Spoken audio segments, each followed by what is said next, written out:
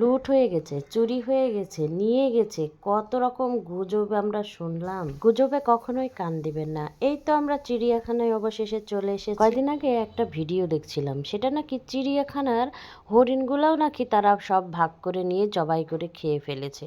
এই কথা শুনে কিন্তু মনটা অনেকটা খারাপই হলো, কেননা আমাদের চিড়িয়াখানায় অনেক হরিণ, অনেক রকম পশু পাখি রয়েছে। এমনিতেই দীর্ঘ 3 বছর বন্ধ ছিল, বন্ধের পরে সবেমাত্র খুলেছিল, তার মধ্যে এই আন্দোলন, এই সমস্যা, অনেক কিছু তো।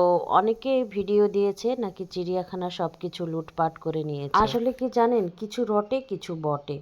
এই যে কিছু মানুষ আছে, ছাত্ররা আন্দোলন করেছিল, ছাত্রদের ওপরে নিজেদের মানে বন্দুকটা রেখে নিজেরা ফায়ার করছে।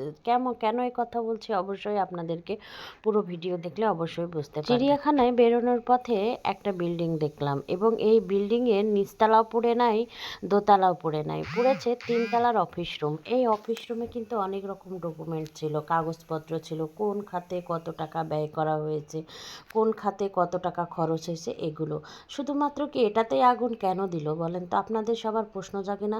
আমি তো এই বিল্ডিংটা দেখার পরে আমার প্রশ্ন জেগেছে যে কোনো কিছুই পুড়ালো না, কোনো কিছুই ভাঙলো না, শুধুমাত্র এই বিল্ডিংয়ের 3 তলায় অফিস রুম কাগজপত্র সহ কেন আগুন ধরিয়ে দিল? এটা কিসের চিন্তা বলেন তো? এটা প্রমাণ লোপাটের চিন্তা না? আর এখানে ছাত্রদের কথা বলছেন, ছাত্ররা এখানে আসেই নাই। তারা আন্দোলনে, তারা বিজয় মিছিল নিয়ে বিজয় উৎসব করেছে, কিন্তু এখানে ওরা আসেও নাই, ঢোকেও নাই।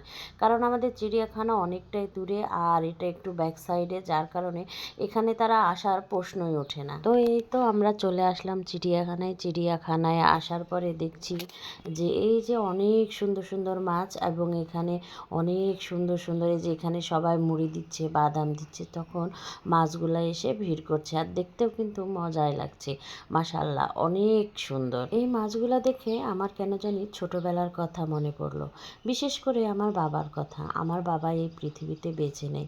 আমার বাবা যখন ছিল তখন আমি ছোট, এবং আমার বাবা পুকুরে যখন জাল মেরে মাছ ধরতো, তখন আমি কি করতাম, হয় বালতি নিয়ে, না হয় পাতিল নিয়ে বাবার পেছন পেছনে থাকতাম মাছগুলো বালতিতে নেওয়ার জন্য।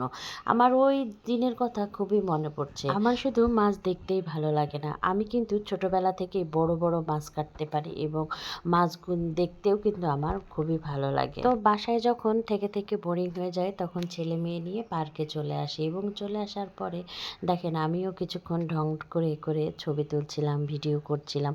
আসলে এই জায়গাটা অনেকটাই সুন্দর, দেখতেও যেমন সুন্দর, এখানে সময় কাটাতেও কিন্তু মাশাআল্লাহ অনেক সুন্দর লাগে। আর এখানে বসার জায়গাগুলো অনেকটাই সুন্দর, এবং রাজকীয় চেয়ার এখানে বসানো হয়েছে, যেটাতে আমি বসে বসে ছবি তুলছিলাম, ভিডিও করছিলাম। অনেক দিন পরে চিড়িয়াখানায় আসলাম ঘুরতে, এবং আসার পরে দেখলাম চারিদিকের পরিবেশ, আমাদের মতো অনেকে এসেছে ঘুরতে। অনেক কিছুই আপনাদের সাথে শেয়ার করলাম।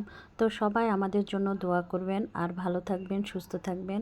আল্লাহ হাফেজ। আর অবশ্যই আমার ভিডিওটি দেখবেন এবং সুন্দর সুন্দর কমেন্ট করবেন। তো আজকে এ পর্যন্তই, ভালো থাকবেন।